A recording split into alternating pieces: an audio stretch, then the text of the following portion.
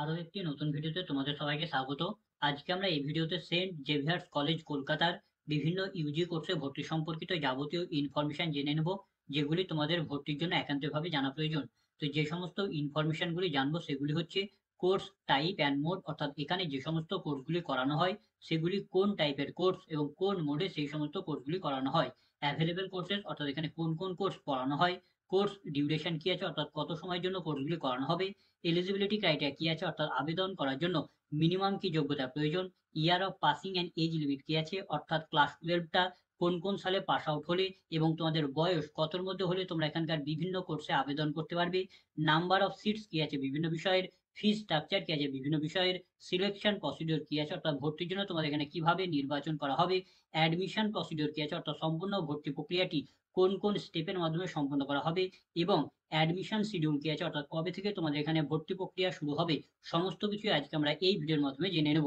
তো প্রথমে আমরা দেখে নেব যে কোর্স টাইপ অ্যান্ড মোড কি আছে, অর্থাৎ এখানে যে সমস্ত কোর্সগুলি করানো হয় সেগুলি কোন টাইপের কোর্স এবং কোন মোডে সেই সমস্ত কোর্সগুলি করানো হয়। তো এখানে ইউজিতে যে সমস্ত কোর্সগুলি করানো হয় তাদের মধ্যে বিএ, বিএসসি, বিকম, বিএমএস এবং ইন্টিগ্রেটেড এমএসসির মধ্যে যে সমস্ত কোর্সগুলি করানো হয় সেই সমস্ত কোর্সটি হচ্ছে তোমাদের এখানে অনার্স গ্র্যাজুয়েট কোর্স করানো হয়। এছাড়া তোমাদের কেবলমাত্র বিএর মধ্যে তোমরা এখানে জেনারেল গ্র্যাজুয়েট ডিগ্রি কোর্সও করতে পারবে। এবং এখানে তোমাদের ইউজিতে যতগুলি কোর্স করানো হয়, অর্থাৎ অনার্স গ্র্যাজুয়েটের মধ্যে যতগুলি কোর্স করানো হয় এবং জেনারেল গ্র্যাজুয়েটের মধ্যে যতগুলি কোর্স করানো হয়, সমস্ত কোর্সই তোমাদের এখানে রেগুলার মোডের কোর্স, অর্থাৎ এখানে তোমাদের রেগুলারলি ক্লাস করানো হবে। অর্থাৎ ছুটির দিনগুলি বাদ দিয়ে বাকি দিনগুলিতে এখানে তোমাদের প্রতিদিন ক্লাস করানো হবে। এবার আমরা দেখে নেব যে অ্যাভেলেবেল কোর্সেস অ্যান্ড ডিউরেশন, অর্থাৎ এখানে কোন কোন কোর্স পড়ানো হয় এবং সেই সমস্ত কোর্সগুলি কত সময়ের কোর্স। তো প্রথমে আমরা হিউম্যানিটিজ অ্যান্ড সোশ্যাল সায়েন্সের মধ্যে যে সমস্ত কোর্সগুলি অ্যাভেলেবেল আছে সেগুলি দেখে নেব। তো সেগুলি হচ্ছে BA honours in Bengali, English, history, political science, sociology, এবং এই প্রত্যেকটি কোর্স হচ্ছে 4 বছরের কোর্স। তারপর হচ্ছে BA general in humanities and social science, এবং এটি হচ্ছে একটি 3 বছরের কোর্স। তারপর হচ্ছে সায়েন্সের মধ্যে যে সমস্ত কোর্সগুলি আছে সেগুলি হচ্ছে BSc honours in physics, chemistry, mathematics, statistics, economics, computer science, data science, mass communication and videography, তারপর হচ্ছে মাইক্রোবায়োলজি, এবং এই প্রত্যেকটি কোর্স হচ্ছে 4 বছরের কোর্স। তারপরে হচ্ছে ইন্টিগ্রেটেড এমএসসি ইন বায়োটেকনোলজি এবং ইন্টিগ্রেটেড এমএসসি ইন মাল্টিমিডিয়া, এবং এই প্রত্যেকটি কোর্স হচ্ছে 5 বছরের কোর্স। এবং এই ইন্টিগ্রেটেড কোর্সগুলিতে তোমাদের বিএসসি এবং এমএসসি দুটি ডিগ্রি একসঙ্গে করানো হবে। তোমাদের প্রথম 3 বছর বা 4 বছর এখানে তোমাদের বিএসসি ডিগ্রি করানো হবে এবং পরবর্তী 2 বছর বা 1 বছর এখানে তোমাদের এমএসসি ডিগ্রিটা করানো হবে। তারপর হচ্ছে কমার্স এবং ম্যানেজমেন্টের মধ্যে যে সমস্ত কোর্সগুলি আছে সেগুলি হচ্ছে বিকম অনার্স এবং আছে ব্যাচেলর অফ ম্যানেজমেন্ট স্টাডিজ, অর্থাৎ হচ্ছে বিএমএস অনার্স, এবং এই প্রত্যেকটি কোর্স হচ্ছে 4 বছরের কোর্স। এবং এখানে এই কয়টি কোর্স অ্যাভেলেবেল আছে। এবার আমরা দেখে নেবো যে এলিজিবিলিটি ক্রাইটেরিয়া কি আছে, অর্থাৎ মিনিমাম কত যোগ্যতা হলে তোমরা এখানকার বিভিন্ন ইউজি কোর্সগুলিতে ভর্তির জন্য আবেদন করতে পারবে। তো এখানে আবেদন করার জন্য প্রধানত 2 প্রকারের এলিজিবিলিটি ক্রাইটেরিয়া প্রয়োজন। একটি হচ্ছে জেনারেল এলিজিবিলিটি ক্রাইটেরিয়া এবং আরেকটি হচ্ছে অ্যাডিশনাল এলিজিবিলিটি ক্রাইটেরিয়া। তো প্রথমে আমরা জেনারেল এলিজিবিলিটি ক্রাইটেরিয়াটা দেখে নেব, তারপরে আমরা বিভিন্ন বিষয়ের জন্য অ্যাডিশনাল এলিজিবিলিটি ক্রাইটেরিয়াগুলি দেখব। তো জেনারেল এলিজিবিলিটি ক্রাইটেরিয়া কি, তো এটি হচ্ছে একটি বাধ্যতামূলক যোগ্যতা, অর্থাৎ যে সকল ক্যান্ডিডেট এখানে আবেদন করতে চায় তাদের সকলকেই বাধ্যতামূলকভাবে এই যোগ্যতাগুলি ফুলফিল করতে হবে। এই যোগ্যতাগুলি ফুলফিল না হলে তারা কিন্তু এখানে আবেদন করতে পারবে না। তো প্রথম যোগ্যতা বলা হয়েছে যে এখানে তোমাদের ক্লাস 12 অর্থাৎ এইচএসে তুমি যতগুলি বিষয় পড়বে সমস্ত বিষয় কিন্তু তোমাকে পাস করতে হবে। যদি তোমার কোনো বিষয়ে যদি ব্যাকলগিং থাকে বা তুমি যদি ফেল করে থাকো কোনো বিষয়ে, তার সেক্ষেত্রে কিন্তু আর তুমি এখানে আবেদন করতে পারবে না। দ্বিতীয় যোগ্যতা কি বলা হয়েছে, তো দ্বিতীয় যোগ্যতা বলা হয়েছে যে এখানে তোমাদের যে বাংলা অনার্স বিষয় আছে সেই অনার্স বিষয়টা বাদ দিয়ে বাকি যত কোর্স আছে সেই সমস্ত কোর্সগুলিতে আবেদন করার জন্য তোমাকে ক্লাস 12-এ ইংলিশ সাবজেক্টটা বাধ্যতামূলকভাবে পড়তেই হবে। তুমি যদি ইংলিশ সাবজেক্টটা যদি পড়ে না থাকো তাহলে তুমি বাংলা বিষয় বাদে অন্য কোনো বিষয়ের জন্য আবেদন করতে পারবে না। আর বাংলা বিষয়ে আবেদন করার জন্য তুমি ক্লাস 12-এ ইংলিশ বিষয়টা পড়ে থাকলেও আবেদন করতে পারবে, ইংলিশ বিষয়টা না পড়ে থাকলেও আবেদন করতে পারবে। এবং তোমার কেবলমাত্র ইংলিশ বিষয়টা ক্লাস 12-এ পড়লেই হবে না, সেই ইংলিশ বিষয়টাতে মিনিমাম যে পাস মার্ক আছে সেই পাস মার্ক নিয়ে পাসও করতে হবে। যদি তুমি ইংলিশে যদি তোমার ব্যাকলগিং থাকে বা তুমি যদি ফেল করে যাও ক্লাস 12-এ তাহলেও কিন্তু তুমি আর এখানে আবেদন করতে পারবে না।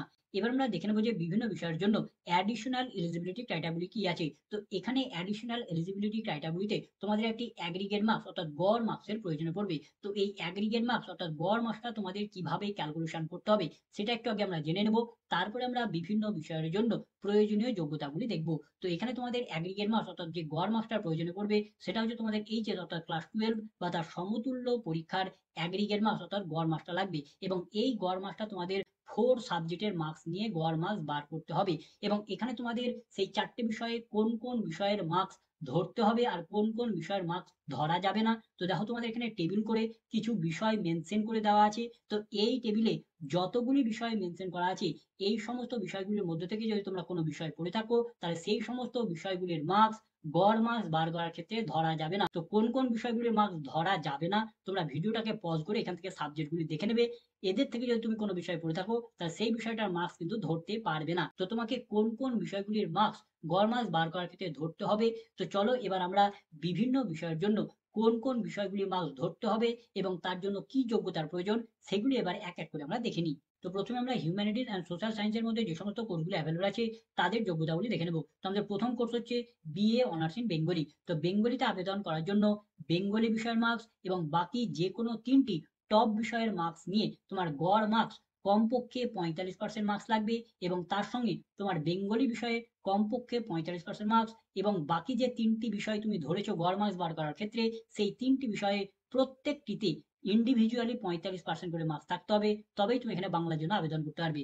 তারপর হচ্ছে ইংলিশ, হিস্ট্রি, পলিটিক্যাল সায়েন্স এবং সোশ্যালজি। তো এই সমস্ত কোর্সগুলিতে আবেদন করার জন্য তোমার একই যোগ্যতা প্রয়োজন। এই কোর্সগুলিতে আবেদন করার জন্য তোমাকে ইংলিশ বিষয়ের মার্কস এবং বাকি যে কোনো 3টি টপ বিষয়ের মার্কস নিয়ে তোমার গড় মার্কস কমপক্ষে 45% মার্কস লাগবে, এবং তোমার এখানে ইংলিশ বিষয়ে কমপক্ষে 45% মার্কস, এবং তুমি যে 3টি বিষয়ের মার্কস নিয়ে গড় মার্কস বার করেছো সেই 3টি বিষয়ে প্রত্যেকটিতে তোমাকে ইন্ডিভিজুয়ালি 45% করে মার্কস থাকতে হবে। তারপর হচ্ছে BA general in humanities and social science. এই কোর্সে আবেদন করার জন্য যদি তোমরা পার্ক স্ট্রিট ক্যাম্পাসের জন্য যদি আবেদন করো তাহলে সেই ক্ষেত্রে তোমাকে গড় মার্কস বার করার ক্ষেত্রে ইংলিশ বিষয়ের মার্কস এবং বাকি যে কোনো 3টি টপ বিষয়ের মার্কস নিয়ে গড় মার্কস কমপক্ষে 45% মার্কস লাগবে, এবং ইংলিশ বিষয়ে কমপক্ষে 45% মার্কস লাগবে। এবং তুমি গড় মার্কস বার করার ক্ষেত্রে যে 3টি বিষয়ের মার্কস ধরেছো সেই 3টি বিষয়েও প্রত্যেকটি বিষয়ে কমপক্ষে 45% মার্কস থাকলে তুমি পার্ক স্ট্রিট ক্যাম্পাসের জন্য আবেদন করতে পারবে। আর তুমি যদি রাঘবপুর ক্যাম্পাসের জন্য যদি আবেদন করতে চাও তাহলে তোমাকে এখানে গড় মার্কস বার করার ক্ষেত্রে বেঙ্গলি বিষয়ের মার্কস অথবা ইংলিশ বিষয়ের মার্কসের মধ্যে থেকে যে কোনো একটি বিষয়ের মার্কস এবং বাকি যে কোনো 3টি বিষয়ের টপ বিষয়ের মার্কস নিয়ে তোমাকে গড় মার্কস বার করতে হবে, এবং সেই গড় মার্কস কমপক্ষে 45% মার্কস লাগবে। এবং তোমাকে বাংলা বিষয়ে কমপক্ষে 45% মার্কস লাগবে, এবং তুমি গড় মার্কস বার করার ক্ষেত্রে যে 3টি বিষয়ের মার্কস ধরেছো সেই 3টি বিষয়েও প্রত্যেকটিতে 45% করে মার্কস থাকলেই তুমি এখানে BA general in humanities and social সায়েন্সের জন্য আবেদন করতে পারবে। এবার আমরা দেখে নেবো যে সায়েন্সের মধ্যে যে সমস্ত কোর্সগুলো অ্যাভেলেবল আছে তাতে আবেদন করার জন্য তোমাদের কি যোগ্যতার প্রয়োজন। তোমাদের প্রথম কোর্স হচ্ছে বিএসসি অনার্স ইন ফিজিক্স। তো ফিজিক্সে আবেদন করার জন্য তোমাদের গড় মার্কস বার করার ক্ষেত্রে ফিজিক্স বিষয়ের মার্কস, ম্যাথামেটিক্স বিষয়ের মার্কস এবং বাকি যে কোনো দুটি টপ বিষয়ের মার্কস নিয়ে টোটাল 4টা বিষয়ের গড় মার্কস কমপক্ষে 45% মার্কস লাগবে, এবং তোমাদের ফিজিক্স বিষয়ে কমপক্ষে 60% মার্কস লাগবে, ম্যাথামেটিক্স বিষয়ে কমপক্ষে 60% মার্কস লাগবে, এবং তুমি বাকি যে দুটি বিষয় ধরে তুমি গড় মার্কস বার করেছো সেই দুটি বিষয়ে প্রত্যেকটিতে আলাদা আলাদাভাবে 45% করে কমপক্ষে মার্কস থাকলে তুমি এখানে ফিজিক্সের জন্য আবেদন করতে পারবে। তারপর হচ্ছে কেমিস্ট্রিতে আবেদন করার জন্য এখানে গড় মার্কস বার করার ক্ষেত্রে কেমিস্ট্রি বিষয়ের মার্কস, ম্যাথামেটিক্স বিষয়ের মার্কস এবং ফিজিক্স বিষয়ের মার্কস এবং তার সঙ্গে আরো একটি বেস্ট বিষয়ের মার্কস ধরে তোমাকে টোটাল 4টা বিষয়ের মার্কস নিয়ে গড় মার্কস বার করতে হবে, এবং সেই গড় মার্কস মিনিমাম 45% মার্কস হতে হবে, এবং তার সঙ্গে তোমাকে কেমিস্ট্রি বিষয়ে কমপক্ষে 60% মার্কস, ফিজিক্স বিষয়ে কমপক্ষে 45% মার্কস এবং ম্যাথামেটিক্স বিষয়ে কমপক্ষে 45% মার্কস, এবং বাকি যে বিষয় আর একটি ধরবে সেই বিষয়টাতেও কমপক্ষে 45% মার্কস থাকলেই তবেই তুমি কেমিস্ট্রির জন্য আবেদন করতে পারবে। তারপর হচ্ছে mathematics, statistics, economics, computer science এবং ডেটা সায়েন্স। তো এই সমস্ত কোর্সগুলিতে আবেদন করার জন্য তোমার একই যোগ্যতা প্রয়োজন। তো এই সমস্ত কোর্সগুলিতে আবেদন করার জন্য তোমাকে গড় মার্কস বার করার ক্ষেত্রে ম্যাথামেটিক্স বিষয়ের মার্কস এবং বাকি যে কোনো 3টি টপ বিষয়ের মার্কস নিয়ে টোটাল 4টা বিষয়ের গড় মার্কস কমপক্ষে তোমাকে 45% মার্কস লাগবে এবং ম্যাথামেটিক্স বিষয়ে কমপক্ষে 60% মার্কস লাগবে এবং তুমি গড় মার্কস বার করার ক্ষেত্রে যে 3টি বিষয়ের মার্কস ধরবে সেই 3টি বিষয়ে প্রত্যেকটি বিষয়ে কমপক্ষে 45% করে মার্কস থাকতে হবে। তাহলেই তোমরা এই সমস্ত বিষয়গুলোর মধ্যে থেকে যে কোনো বিষয়ে আবেদন করতে পারো। এবং এখানে একটি গুরুত্বপূর্ণ পয়েন্ট যে এখানে যদি তোমরা বিজনেস ম্যাথামেটিক্স বা অ্যাপ্লাইড ম্যাথামেটিক্স এই সমস্ত বিষয়গুলি যদি ক্লাস 12 এ পড়ে থাকো তাহলে এই সমস্ত বিষয়গুলির মার্কস কিন্তু ম্যাথামেটিক্সের মার্কস হিসাবে ধরা যাবে না। তারপর হচ্ছে মাস কমিউনিকেশন অ্যান্ড ভিডিওগ্রাফিতে আবেদন করার জন্য গড় মার্কস বার করার ক্ষেত্রে ইংলিশ বিষয়ের মার্কস এবং বাকি যে কোনো 3টি টপ বিষয়ের মার্কস নিয়ে টোটাল 4টা বিষয়ের গড় মার্কস কমপক্ষে 45% মার্কস লাগবে এবং ইংলিশ বিষয়ে কমপক্ষে 60% মার্কস লাগবে এবং গড় মার্কস বার করার ক্ষেত্রে তুমি যে 3টি বিষয়ের মার্কস ধরবে সেই 3টি বিষয়ে প্রত্যেকটিতে আলাদা আলাদা হবে 45% করে কমপক্ষে মার্কস থাকলে তুমি এই কোর্সের জন্য আবেদন করতে পারবে। তারপর হচ্ছে বিএসসি অনার্স ইন মাইক্রোবায়োলজি এবং ইন্টিগ্রেটেড এমএসসি ইন বায়োটেকনোলজি। তো এই দুটি কোর্সে আবেদন করার জন্য তোমার একই যোগ্যতার প্রয়োজন। তো এই দুটি কোর্সে আবেদন করার জন্য গড় মার্কস বার করার ক্ষেত্রে বায়োলজি অথবা বায়োটেকের মধ্যে যে কোনো একটি বিষয়ের মার্কস, তারপর হচ্ছে কেমিস্ট্রি বিষয়ের মার্কস, ফিজিক্স বিষয়ের মার্কস এবং ম্যাথামেটিক্স বিষয়ের মার্কস নিয়ে টোটাল 4টে বিষয়ের গড় মার্কস কমপক্ষে 45% মার্কস লাগবে এবং তোমাকে বায়োলজি অথবা বায়োটেকের মধ্যে তুমি যে বিষয়টার মার্কস তুমি এখানে গড় মার্কস বার করার ক্ষেত্রে ধরবে সেই বিষয়ে কমপক্ষে 60% মার্কস লাগবে, কেমিস্ট্রি বিষয়ে কমপক্ষে 60% মার্কস লাগবে, ফিজিক্স বিষয়ে কমপক্ষে 45% মার্কস লাগবে এবং ম্যাথামেটিক্স বিষয়ে কমপক্ষে 50% মার্কস থাকলে তুমি এই দুটি কোর্সের মধ্যে থেকে যে কোনো কোর্সে আবেদন করতে পারবে। তারপর হচ্ছে ইন্টিগ্রেটেড এমএসসি ইন মাল্টিমিডিয়া। তো এই কোর্সে আবেদন করার জন্য গড় মার্কস বার করার ক্ষেত্রে ইংলিশ বিষয়ের মার্কস এবং বাকি যে কোনো 3টি টপ 3 সাবজেক্টের মার্কস নিয়ে 4টি বিষয়ের গড় মার্কস কমপক্ষে 45% মার্কস লাগবে এবং ইংলিশ বিষয়ে কমপক্ষে 45% মার্কস লাগবে এবং তুমি গড় মার্কস বার করার ক্ষেত্রে যে 3টি বিষয়ের মার্কস ধরবে সেই 3টি বিষয়েও তোমার ইন্ডিভিজুয়ালি অর্থাৎ প্রত্যেকটি বিষয়ে আলাদা আলাদাভাবে 45% করে মার্কস থাকলেই তুমি এখানে ইন্টিগ্রেটেড এমএসসি এর মাল্টিমিডিয়া কোর্সের জন্য আবেদন করতে পারবে। এবার আমরা দেখে নেব যে কমার্স এবং ম্যানেজমেন্টের মধ্যে যে সমস্ত কোর্সগুলো অ্যাভেলেবল আছে তাতে আবেদন করার জন্য তোমাদের মিনিমাম কি যোগ্যতার প্রয়োজন। তো আমাদের প্রথম কোর্স হচ্ছে বিকম অনার্স। তো এতে আবেদন করার জন্য তোমরা যদি পার্ক স্ট্রিট ক্যাম্পাসের জন্য যদি আবেদন করো তাহলে সেক্ষেত্রে তোমাকে গড় মার্কস বার করার ক্ষেত্রে ইংলিশ বিষয়ের মার্কস এবং ম্যাথামেটিক্স অথবা স্ট্যাটিস্টিক্স অথবা বিজনেস ম্যাথামেটিক্স অথবা অ্যাপ্লাইড ম্যাথামেটিক্স এর মধ্য থেকে যে কোনো একটি বিষয়ের মার্কস এবং বাকি যে কোনো দুটি টপ বিষয়ের মার্কস নিয়ে টোটাল 4টে বিষয়ের মার্কসের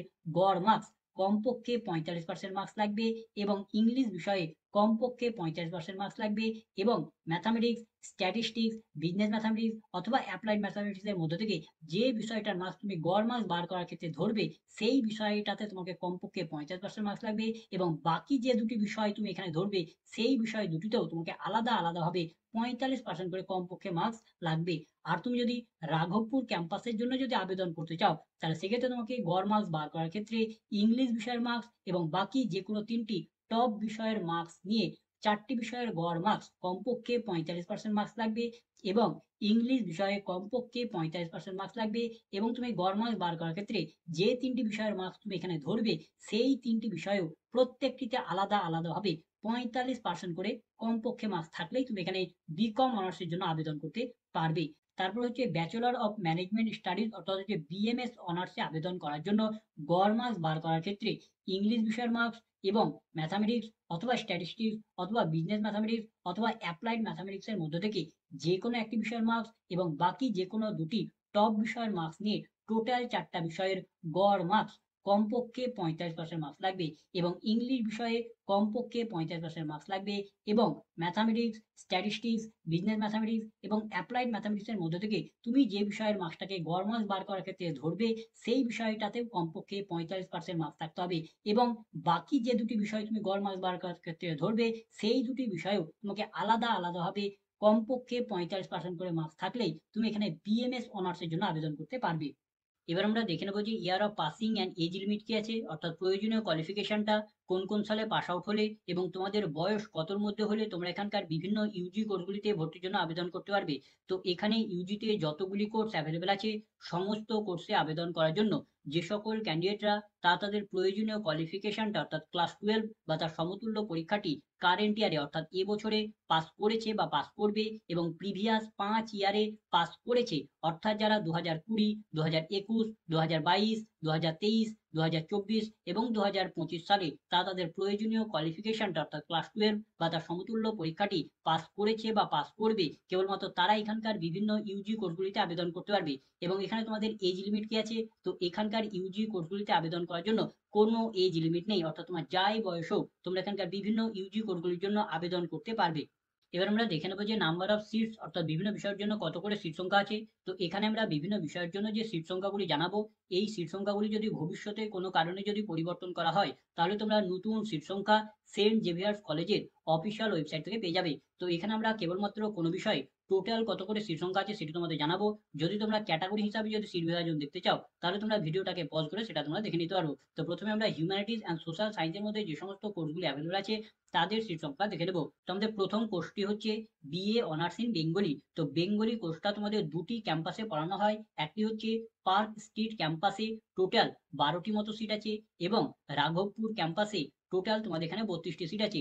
তারপর হচ্ছে ইংলিশটা কেবলমাত্র পার্ক স্ট্রিট ক্যাম্পাসে পড়ানো হয় এবং এখানে টোটাল 73টার মতো সিট আছে। তারপর হচ্ছে হিস্ট্রিটা তোমাদের কেবলমাত্র রাঘবপুর ক্যাম্পাসে পড়ানো হয় এবং এখানে টোটাল 82টা মতো সিট আছে।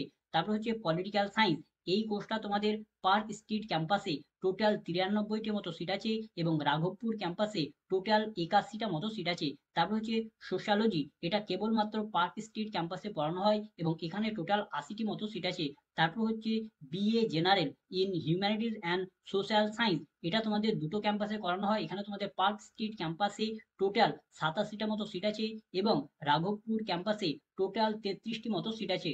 এবার আমরা দেখে নেব সায়েন্সের মধ্যে যে সমস্ত কোর্সগুলি অ্যাভেলেবল আছে তাতে কত করে সিট সংখ্যা আছে। তো সায়েন্সের আমাদের প্রথম কোর্সটি হচ্ছে বিএসসি অনার্স ইন ফিজিক্স। তো এতে তোমাদের টোটাল 101টি মতো সিট আছে। তারপর হচ্ছে কেমিস্ট্রিতে টোটাল 144টি সিট আছে। তারপর হচ্ছে ম্যাথামেটিক্সে টোটাল 226টি মতো সিট আছে। তারপর হচ্ছে স্ট্যাটিস্টিক্সে টোটাল 97টি সিট আছে। তারপর হচ্ছে ইকোনমিক্সে টোটাল 104টি সিট আছে। তারপর হচ্ছে কম্পিউটার সায়েন্সে টোটাল 170টি সিট আছে। তারপর হচ্ছে ডেটা সায়েন্সে আনুমানিক 30টি মতো সিট আছে। তারপর হচ্ছে মাস কমিউনিকেশন অ্যান্ড ভিডিওগ্রাফি, এতে তোমাদের টোটাল 64টি মতো সিট আছে। তারপর হচ্ছে মাইক্রোবায়োলজিতে টোটাল 111টি মতো সিট আছে। তারপর হচ্ছে ইন্টিগ্রেটেড এমএসসি ইন বায়োটেকনোলজিতে টোটাল 95টি মতো সিট আছে এবং ইন্টিগ্রেটেড এমএসসি ইন মাল্টিমিডিয়াতে টোটাল 95টি মতো সিট আছে।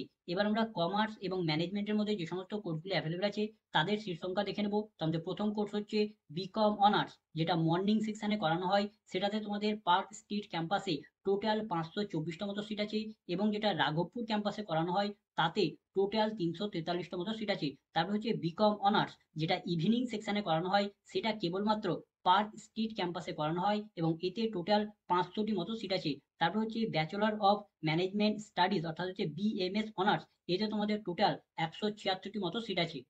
এবার আমরা দেখে নেবো যে বিভিন্ন বিষয়ের ফি স্ট্রাকচার কি আছে। তো এখানে আমরা বিভিন্ন বিষয়ের জন্য যে ফি স্ট্রাকচারগুলি জানাবো, এই ফি স্ট্রাকচারগুলি যদি ভবিষ্যতে কোনো কারণে যদি পরিবর্তন করা হয়, তাহলে তোমরা নতুন ফি স্ট্রাকচার সেন্ট জেভিয়ার্স কলেজের অফিসিয়াল ওয়েবসাইট থেকে পেয়ে যাবে। তো এখানে আমরা কেবলমাত্র কোনো বিষয়ের ফার্স্ট সেমিস্টারের টোটাল কত ফি আছে সেটা তোমাদের জানাবো এবং এই টোটাল ফিটা তোমরা দুটি ইনস্টলমেন্টের মাধ্যমে পেমেন্ট করতে পারবে।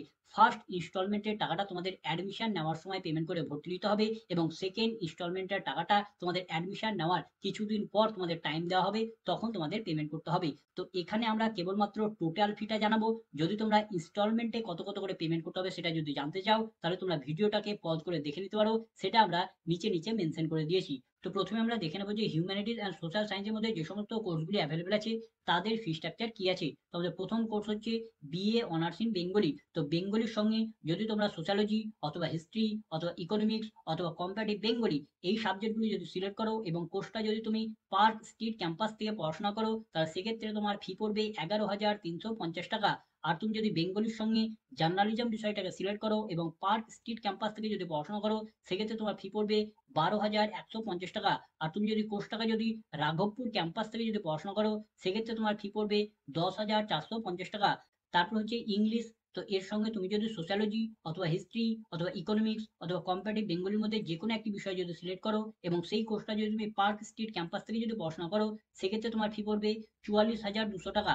আর তুমি যদি ইংলিশের সঙ্গে জার্নালিজম বিষয়টাকে সিলেক্ট করো এবং পার্ক স্ট্রিট ক্যাম্পাস থেকে যদি পড়াশোনা করো, সেক্ষেত্রে তোমার ফি পড়বে 45,000 টাকা। তারপর আমাদের বিষয় হচ্ছে হিস্ট্রি। তো এটা কেবলমাত্র রাঘবপুর ক্যাম্পাসেই পড়ানো হয় এবং এর ফি পড়বে 10,450 টাকা।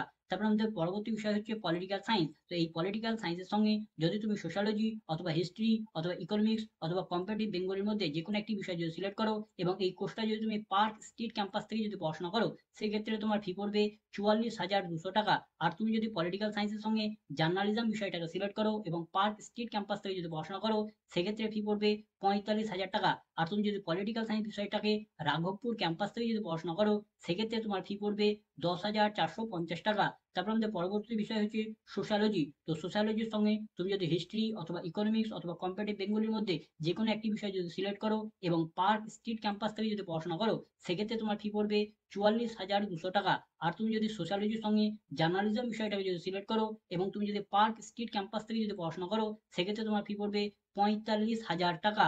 তারপর হচ্ছে BA general in humanities and social সায়েন্সে যদি তুমি ইংলিশ অথবা সোশ্যালজি অথবা পলিটিক্যাল সায়েন্স বিষয়কে সিলেক্ট করো এবং তুমি যদি কোর্সটাকে যদি পার্ক স্ট্রিট ক্যাম্পাস থেকে যদি পড়াশোনা করো, সেক্ষেত্রে তোমার ফি পড়বে 44,200 টাকা। আর তুমি যদি এই কোর্সটাকে যদি রাঘবপুর ক্যাম্পাস থেকে যদি পড়াশোনা করো, সেক্ষেত্রে তোমার ফি পড়বে 9,750 টাকা। এবার আমরা দেখে নেবো যে সায়েন্সের মধ্যে যে সমস্ত কোর্সগুলি অ্যাভেলেবল আছে তাদের ফি স্ট্রাকচার কি আছে। তো আমাদের প্রথম কোর্স হচ্ছে বিএসসি অনার্স ইন ফিজিক্স। তো ফিজিক্সের সঙ্গে তুমি যদি ইকোনমিক বিষয়টাকে নাও, সেক্ষেত্রে ফি পড়বে 51,800 টাকা। কেমিস্ট্রি বিষয়টাকে নিলে ফি পড়বে 53,000 টাকা। কম্পিউটার সায়েন্স বিষয়টাকে সিলেক্ট করলে ফি পড়বে 54,300 টাকা। তারপর হচ্ছে কেমিস্ট্রিতে কেবলমাত্র ম্যাথামেটিক্স বিষয়টাকে পাবে, তো এখানে তোমার ফি পড়বে 48,800 টাকা। তারপর আমাদের পরবর্তী বিষয় হচ্ছে ম্যাথামেটিক্স। তো ম্যাথামেটিক্সের সঙ্গে তুমি যদি ইকোনমিক বিষয়টাকে সিলেক্ট করো, সেক্ষেত্রে ফি পড়বে 44,200 টাকা। কেমিস্ট্রি বিষয়টাকে সিলেক্ট করলে ফি পড়বে 45,400 টাকা। কম্পিউটার সায়েন্স বিষয়টাকে সিলেক্ট করলে ফি পড়বে 46,700 টাকা। তারপর বিষয় হচ্ছে স্ট্যাটিস্টিক্স। তো স্ট্যাটিস্টিক্সের সঙ্গে তুমি যদি ইকোনমিক বিষয়টাকে সিলেক্ট করলে ফি পড়বে 48,900 টাকা। কেমিস্ট্রি বিষয়টাকে সিলেক্ট করলে ফি পড়বে 50,100 টাকা। তারপর হচ্ছে কম্পিউটার সায়েন্স বিষয়টাকে সিলেক্ট করলে ফি পড়বে 51,400 টাকা। তারপর আমাদের পরবর্তী বিষয় হচ্ছে ইকোনমিক্স। তো ইকোনমিক্সের সঙ্গে তুমি যদি ম্যাথামেটিক্স অথবা সোশ্যালজির মধ্যে থেকে যে কোনো একটি বিষয় সিলেক্ট করলে, সেক্ষেত্রে ফি পড়বে 47,200 টাকা। আর তুমি যদি কম্পিউটার সায়েন্স বিষয়টাকে সিলেক্ট করো, সেক্ষেত্রে ফি পড়বে 49,700 টাকা। তারপর হচ্ছে কম্পিউটার সায়েন্সের সঙ্গে তুমি যদি ম্যাথামেটিক্স অথবা ইকোনমিক্সের মধ্যে থেকে যে কোনো একটি বিষয় যদি সিলেক্ট করো, তাহলে তোমার ফি পড়বে 97,400 টাকা। আর তুমি যদি কম্পিউটার সায়েন্সের সঙ্গে যদি কেমিস্ট্রি বিষয়টাকে সিলেক্ট করো, সেক্ষেত্রে তোমার ফি পড়বে 98,600 টাকা। তারপর হচ্ছে ডেটা সায়েন্স। এটা তোমাদের কেবলমাত্র পার্ক স্ট্রিট ক্যাম্পাসে করানো হয় এবং এর ফি আনুমানিক 50,000 থেকে 90,000-এর মধ্যে যে কোনো ফি হতে পারে। তারপর হচ্ছে তোমাদের মাস কমিউনিকেশন অ্যান্ড ভিডিওগ্রাফি। তো এই কোর্সের সঙ্গে তুমি যদি সোশ্যালজি অথবা হিস্ট্রি অথবা ইকোনমিক্স অথবা কম্পারেটিভ বেঙ্গলির মধ্যে থেকে যে কোনো একটি বিষয় যদি সিলেক্ট করো, তাহলে সেক্ষেত্রে তোমার ফি পড়বে 97,400 টাকা। আর তুমি যদি এই কোর্সের সঙ্গে যদি জার্নালিজম বিষয়টাকে সিলেক্ট করো, সেক্ষেত্রে তোমার ফি পড়বে 98,200 টাকা। তারপর হচ্ছে মাইক্রোবায়োলজির সঙ্গে তুমি যদি ম্যাথামেটিক্স বিষয়টাকে সিলেক্ট করো, সেক্ষেত্রে তোমার ফি পড়বে 97,400 টাকা। আর তুমি যদি কেমিস্ট্রি বিষয়টাকে সিলেক্ট করো, সেক্ষেত্রে তোমার ফি পড়বে 98,600 টাকা। তারপর হচ্ছে ইন্টিগ্রেটেড এমএসসি ইন বায়োটেকনোলজি। তো এই কোর্সের সঙ্গে তুমি যদি ম্যাথামেটিক্স বিষয়টাকে সিলেক্ট করো, সেক্ষেত্রে তোমার ফি পড়বে 97,000 টাকা। আর তুমি যদি কেমিস্ট্রি বিষয়টাকে সিলেক্ট করো, সেক্ষেত্রে তোমার ফি পড়বে 98,200 টাকা। তারপর হচ্ছে ইন্টিগ্রেটেড এমএসসি ইন মাল্টিমিডিয়া। তো এই কোর্সটা কেবলমাত্র পার্ক স্ট্রিট ক্যাম্পাস থেকেই পড়ানো হয় এবং এই কোর্সের ফার্স্ট সেমিস্টারের টোটাল ফি হচ্ছে 1,16,000 টাকা। এবার আমরা কমার্স এবং ম্যানেজমেন্টের মধ্যে যে সমস্ত কোর্সগুলো অ্যাভেলেবল আছে তাদের ফি স্ট্রাকচার দেখে নেবো। তো আমাদের প্রথম কোর্স হচ্ছে বিকম অনার্স, যেটা মর্নিং সেকশনে করানো হয়। সেটা তোমরা যদি পার্ক স্ট্রিট ক্যাম্পাস থেকে পড়াশোনা করো, সেক্ষেত্রে তোমার ফি পড়বে 54,300 টাকা। আর তুমি যদি রাঘবপুর ক্যাম্পাস থেকে যদি পড়াশোনা করো, সেক্ষেত্রে তোমার ফি পড়বে 10,450 টাকা। তারপর হচ্ছে বিকম অনার্স, যেটা ইভিনিং সেকশনে করানো হয়, সেটা কেবলমাত্র পার্ক স্ট্রিট ক্যাম্পাসেই পড়ানো হয় এবং এখানে করলে তোমার ফি পড়বে 87,300 টাকা। তারপর আমাদের পরবর্তী কোর্স হচ্ছে ব্যাচেলর অফ ম্যানেজমেন্ট স্টাডিজ, অর্থাৎ হচ্ছে বিএমএস অনার্স। তো এই কোর্সটা কেবলমাত্র পার্ক স্ট্রিট ক্যাম্পাসেই পড়ানো হয় এবং এই কোর্সের ফার্স্ট সেমিস্টারের টোটাল ফি হচ্ছে 98,400 টাকা। এবার আমরা দেখে নেবো যে সিলেকশন প্রসিডিওর কি আছে, অর্থাৎ ভর্তির জন্য তোমাদের এখানে কিভাবে সিলেক্ট করা হবে, অর্থাৎ কিভাবে নির্বাচন করা হবে।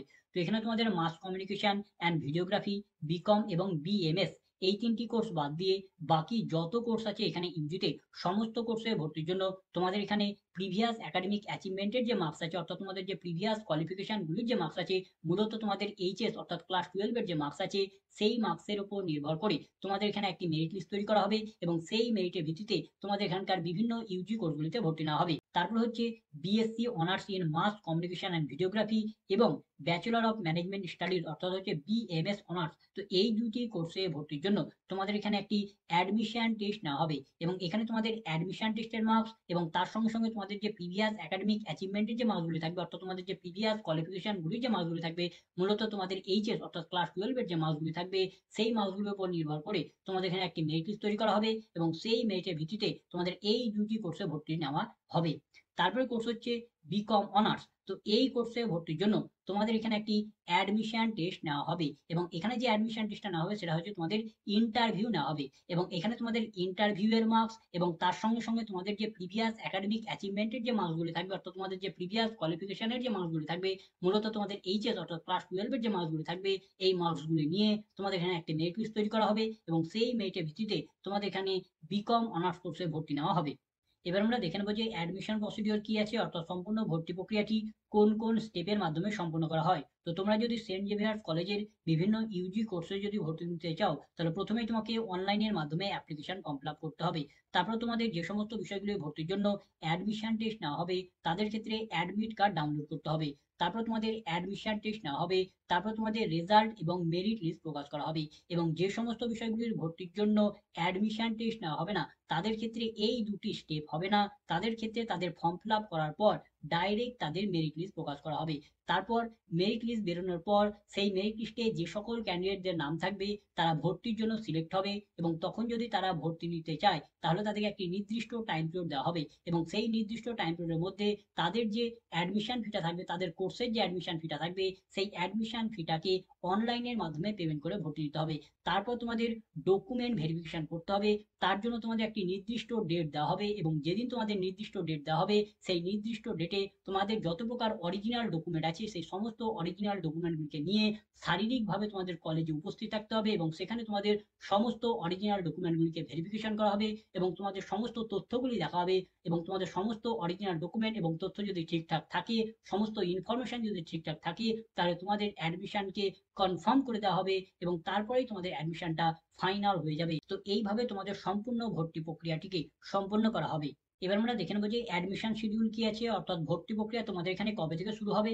তো এখানে ইউজিতে যতগুলি কোর্স অ্যাভেলেবেল আছে সমস্ত কোর্সের ভর্তি প্রতি বছর প্রায় মে জুন মাসের দিকে শুরু হয়। তো আশা করা যাচ্ছে এবছরও তোমাদের মে জুন মাসের মধ্যে মধ্যেই ভর্তি প্রক্রিয়া শুরু হয়ে যাবে। তবে কোনো কারণবশত এই সময় পিরিয়ডের একটু আধটু পরিবর্তন হতে পারে, তাই অ্যাকচুয়াল কবে থেকে শুরু হবে সেটা তোমরা জানতে পারবে সেন্ট জেভিয়ার্স কলেজের যে অফিসিয়াল ওয়েবসাইট আছে সেই অফিসিয়াল ওয়েবসাইটটি জানতে পারবে। তার জন্য প্রতিনিয়তই তোমাদের সেন্ট জেভিয়ার্স কলেজের অফিসিয়াল ওয়েবসাইটকে ভিজিট করে ফলো করতে হবে, সেখানেই তোমাদের নোটিশ দিয়ে জানিয়ে দেওয়া হবে। তো এই ছিল আজকের ভিডিও। তো ভিডিওটা যদি ভালো লাগে তো লাইক করবে, বন্ধুদের মধ্যে শেয়ার করবে, ভিডিও সম্পর্কিত বিষয়ে কোনো কিছু জানা থাকলে কমেন্ট করবে এবং সাবস্ক্রাইব করে আমাদের পাশে থেকে উৎসাহ হবে।